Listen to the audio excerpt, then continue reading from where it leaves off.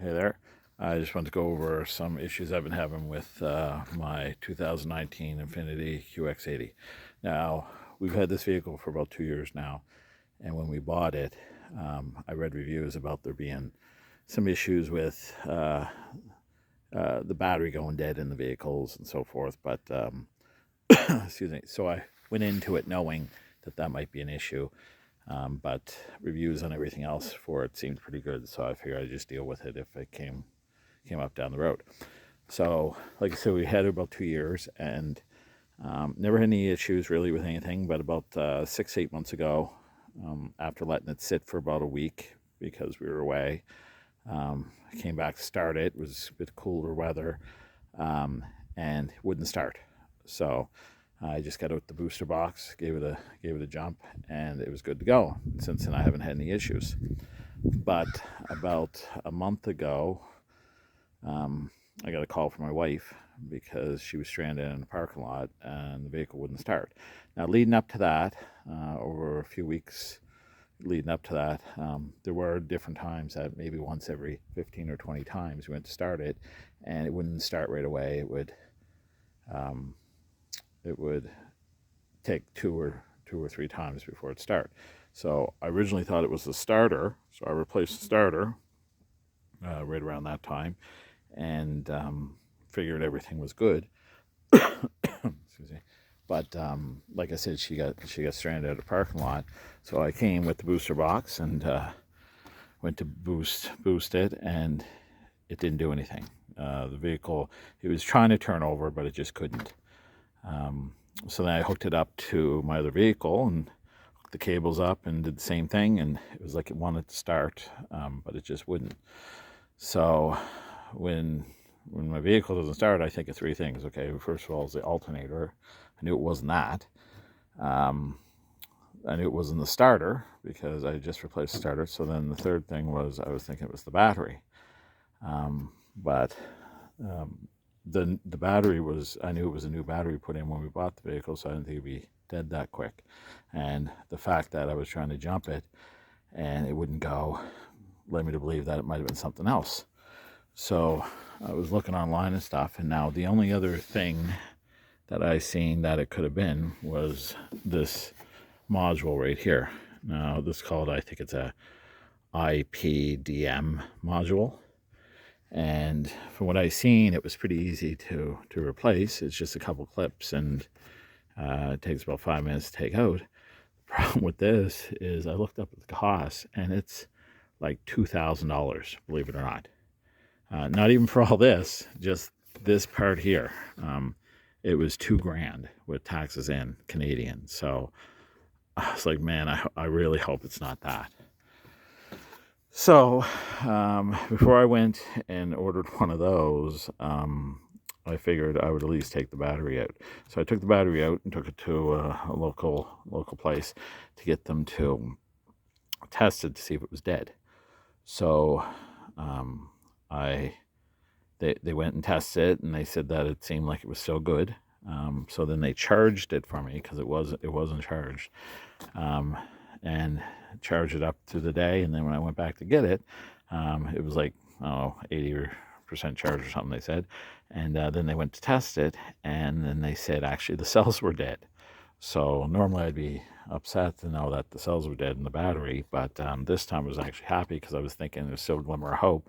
I'd rather spend a couple $100 on a battery than $2,000 on that module. So I went ahead and got a new battery, and lo and behold, once I got it hooked up, vehicle started again. So I was happy that started it. Now, a couple things when I went to get the new battery. So I went and I could have got one that was the same as the other one, but I want something a little more powerful, and the size was a little different, but I figured I'd be able to make it work. So when you get a new battery for this vehicle anyways, I never really had much issues before with other ones, but the way that these connections are set, the battery that I got, I know it's hard to explain, the first one that I bought, the connections were like, they were inset more. So this connection was up here, and this one was up here. So I knew I had extensions that you can take off and put on. And I was like, oh, I'll be able to make it fit. But these two, like, there's no play whatsoever. It's not like a regular connector because they get all this other stuff on it. You cannot move this around to the side or anything. It's basically staying where it is. So I tried everything to get that battery connected, and I couldn't. So I actually had to take that one back and get the same size one as before in regards to amps and that. And then I was able to connect it. It was fine. So that's just as a side note that if you go get one, take a note of where the connections are, because you'll find that if you go get it and bring it back, you probably won't be able to fit it. Second of all, and I read into this, so the reason why these batteries die, and so forth more so, and there's battery issues with this vehicle, is because of there's some kind of regulator thing on here in regards to emissions. So it's some kind of, I'm assuming it's some kind of government thing. So how it works is normally your alternator would charge your battery when you're driving and keep it charged. But with this vehicle, from what I read and can tell, the only time that the alternator will charge the battery, and this is in tune with the voltmeter on the inside of your dash for your battery. And I thought it was strange when I first got the vehicle, it was always fluctuating up and down, the voltmeter. And I was like, that's strange, because usually it stays at one constant range. And I noticed it fluctuated every time I would hit the gas. So the more I read into it, it makes sense.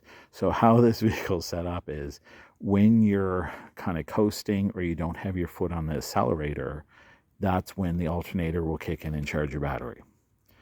When you're accelerating and have the vehicle giving it gas, you'll see the voltmeter go down, and it kind of like stops charging your battery. And which I think is so bizarre, because how often are you driving your vehicle with your foot off the accelerator? You know what I mean? If you're stopped in traffic, but then your alternator's not working to its full capacity anyways. So it's just a strange setup, is from what I see. So no wonder the batteries die, because it's not getting a constant charge all the time. So now I'm not saying to do this, because I think, whatever, but this is what I did. So the more I looked into it, I was looking about how this module works. So basically the module is set up here somehow in here, and it's just this connection. So it's this connection that it just clips in underneath, and there it's just, you just squeeze the sides and pop it out. I just got it tied up with electrical tape right now. So if you take that connection off, your battery will now get a constant charge from the alternator. And sure enough, when I looked online, and I seen somebody else, a couple other folks do this, if you look at your amperage, your battery, amperage on the inside of your dash, you will see that now it's just constant charge of around 14.